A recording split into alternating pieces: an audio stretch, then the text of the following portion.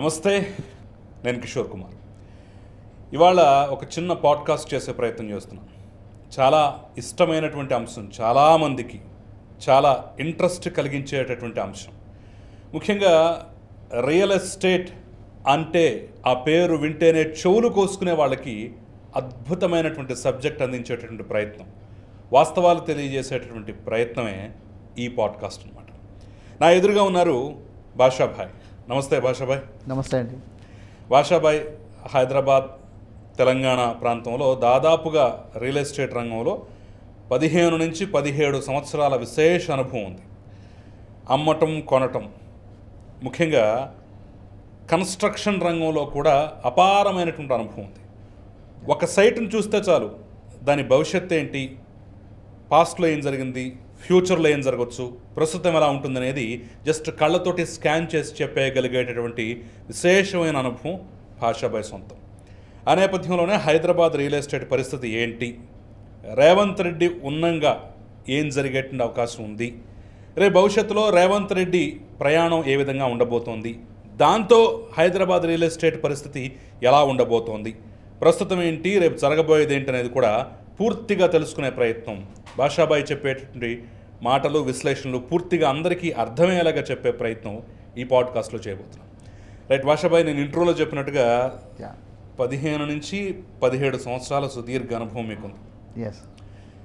ఒక రకంగా చెప్పాలంటే ఏదో డాక్టర్ ఒక ఎక్స్రేని ఎలా పట్టుకొని ఇతనికి ఫలానా జబ్బు ఉంది, లేదంటే ఫలానా ప్రాబ్లం ఉందని చెప్పేసి ఎలా చెప్తాడో, మీరు కూడా ఒక సైట్ చూస్తే దాని చుట్టుపక్కల ప్రాంతాలు చూస్తే చాలు, దీని భవిష్యత్తు ఏంటి, కొనొచ్చా లేదా, కొంటే ఎంత పెట్టొచ్చు, అది లాభమా నష్టం అనేది పూర్తిగా లెక్కలతో సహా చెప్తా.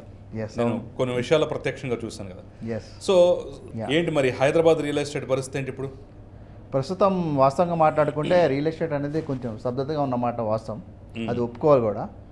దీనికి కారణం ఏంటంటే లాస్ట్ 2007 నుంచి 2017 వరకు రియల్ ఎస్టేట్ పడిపోయి ఉంది. సో ఒకసారిగా 2018లో రియల్ ఎస్టేట్ అనేది స్టార్ట్ అయింది. 2024 వరకు కూడా రియల్ ఎస్టేట్ ఒక్కసారిగా పీక్స్కి వెళ్ళిపోయింది అనమాట. పీక్స్కి వెళ్ళిపోవడం కారణమే ఇప్పుడు పడిపోవడానికి కారణం.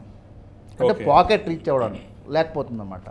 అంటే పాకెట్ రీచ్ అవ్వలేకపోతే ఏ ప్రొడక్ట్ అయినా సరే ఆగిపోతుంది. ఒక పీక్స్కి వెళ్ళిన తర్వాత సేల్ అని ఆగిపోతుంది. ఎందుకంటే పెరుగుట కొరకే అంటారు, అంతేనా? ఎస్.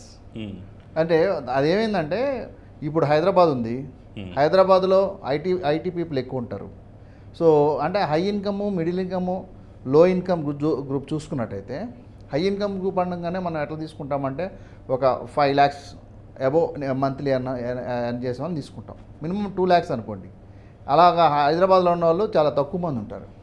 సో మినిమం ఆటో డ్రైవర్లు, ప్లంబర్సు, ఎలక్ట్రీషియన్స్, ఈ సూపర్వైజర్స్, వీళ్ళ శాలరీ, అకౌంటెంట్లు, వీళ్ళంతా శాలరీ అంతా కూడా దగ్గర వీళ్ళే ఎక్కువ ఉంటారు అనమాట మామూలుగా.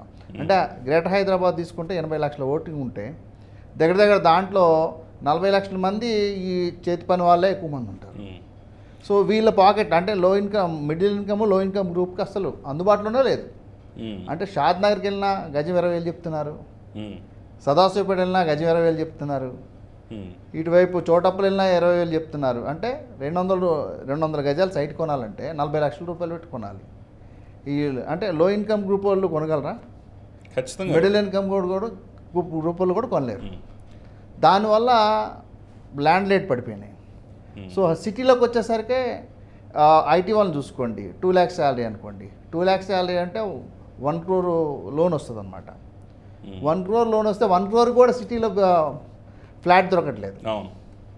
మీరు గచ్చిబౌలి, నానక్రామ్ కూడా ఇట్లా వెళ్తే 1 crore డబుల్ బెడ్రూమ్ ఫ్లాట్ కూడా రావట్లేదు. ఎస్ఎఫ్టీ 10,000, 12,000 చెప్తున్నారు. సో అంటే పాకెట్ రీచ్ అవ్వాలన్నంత పీక్స్లో వెళ్ళిపోయింది. అదే మెయిన్ కారణం అనమాట ఇప్పుడు రియల్ ఎస్టేట్ ఆగిపోవడానికి కారణం.